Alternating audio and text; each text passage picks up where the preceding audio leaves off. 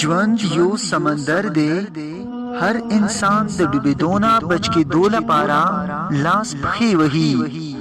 ډوبېږي هغه څوک چې ستړي شي. شفاف نیت هغه صفت دی چې د مرګ نه پس هم انسان ژوندی ساتي. د کوم انسان ژوند نه چې د امید رڼا ختم شي، هغه انسان د مایوسیو په تیارو کې ډوب شي. ښه زبان زر دی، بد زبان زهر دی.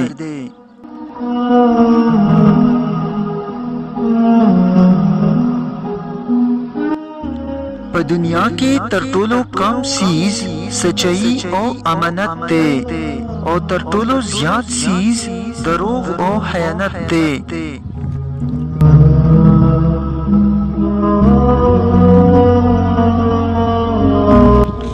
د الله په نعمتونو کې لوی نعمت سکون دی.